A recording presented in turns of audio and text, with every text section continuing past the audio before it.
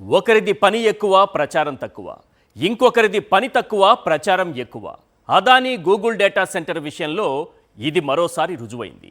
ఏపీకి గూగుల్ను తెచ్చేశాం, ప్రపంచమంతా ఏపీ వైపు చూస్తోంది అంటూ బాబు లోకేష్ చేసిన ప్రచారం, దానికి ఎల్లో మీడియా కోరస్ అంతా ఇంత కాదు. బాబు మైక్రోసాఫ్ట్ తెస్తే కొడుకు గూగుల్ తెచ్చేశాడంటూ గల్లీ గల్లీలో హోర్డింగులు పెట్టి మరీ హడావుడి చేశారు. తీరా చూస్తే అది గూగుల్ డేటా సెంటర్ కాదు, అదానీ గూగుల్ డేటా సెంటర్ అని తేలింది. దీనికి పునాది రాయి జగన్ హయాంలోనే పడిందన్నది స్పష్టమైంది. దానికి ఇది కొనసాగింపు మాత్రమేనని క్లారిటీ వచ్చింది. ఇందులో బాబు లోకేష్ ఘనత ఏమీ లేదని తేట తెల్లం అయింది.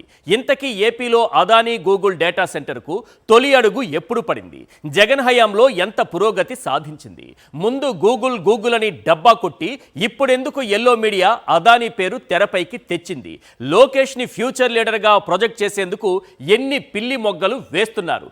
నిజంగా లోకేష్కు అంత సీనుందా? తేల్చేద్దాం గన్ షాట్గా. ఇక సెకండ్ టాపిక్, ఉరుము ఉరిమి మంగళం మీద పడ్డట్టు కృష్ణా జిల్లా తెలుగుదేశం పార్టీలో అంతర్గత విభేదాలు చంద్రబాబు బండారాన్ని బయటపెడుతున్నాయి. టీడీపీ ఎంపీ కేసినేని చిన్నిపై అదే పార్టీకి చెందిన తిరువూరు ఎమ్మెల్యే కొలికిపూడి శ్రీనివాసరావు చేసినటువంటి ఆరోపణలు హాట్ టాపిక్గా మారాయి. ఎమ్మెల్యే టికెట్ కోసం కేసినేని చిన్నికి 5 కోట్లు ఇచ్చాననడం మొదలుకొని వైఎస్ఆర్సీపీ కౌన్సిలర్లను కొనడం వరకు హబ్బో టీడీపీ బాగోతాలన్నీ బట్టబయలవుతున్నాయి.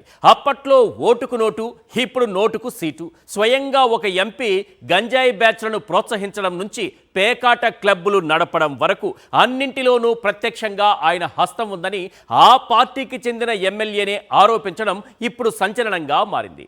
ఇంతకీ కొలికపూడి చెప్పినటువంటి సంచలన నిజాలేంటి? గంజాయి రవాణా, పేకాట క్లబ్బులు టీడీపీ నేతలే నడుపుతున్నారా? ఆ డబ్బులతోనే వైఎస్ఆర్సీపీ నేతలను కొనుగోలు చేస్తున్నారా? తేల్చేద్దాం గన్ షాట్గా. ఇక థర్డ్ టాపిక్, ప్రమాదం వేరు, నిర్లక్ష్యంతో కూడిన ప్రమాదం వేరు. కర్నూలులో ఘోర బస్సు ప్రమాదానికి ఇదే కారణం. 19 మంది అమాయకుల ప్రాణాలు బలిగొన్నది ఇదే. దీనికి ఆ బైకర్నో బస్సు డ్రైవర్నో బాధ్యుల్ని చేసి చేతులు దులుపుకుంటే సరిపోదు. తిలా పాపం తలా పిడికడు అన్నట్లు ఈ పాపంలో ఆ ప్రైవేటు ట్రావెల్స్ యాజమాన్యంతో పాటు రవాణా శాఖ అధికారులు, ప్రభుత్వం పాత్ర కూడా ఉంది. పదే పదే ఇలాంటి ప్రమాదాలు పునరావృతం అవుతున్నా ఇటు ప్రైవేటు బస్సు యాజమాన్యాల తీరులోనూ అటు ప్రభుత్వాల్లోనూ మార్పు రావడం లేదు. ఇలాంటి ప్రమాదాలు జరిగినప్పుడు సంతాప ప్రకటనలు చేయడం, నష్టపరిహారాలు ప్రకటించడం, విచారణ పేరుతో హడావుడి చేయడం, ప్రైవేటు బస్సుల తనిఖీల పేరుతో కొన్ని రోజులు డ్రామా నడిపించడం, ఆ తరువాత అంతా షరామామూలే. అసలు ప్రైవేటు బస్సు ప్రమాదాలు ఎందుకు జరుగుతున్నాయి? కర్నూలులో జరిగిన ఘోరంలో ఎవరి పాపం ఎంత? ప్రైవేటు బస్సుల్లో ప్రయాణం అంటే ఎందుకు భయపడాల్సి వస్తోంది?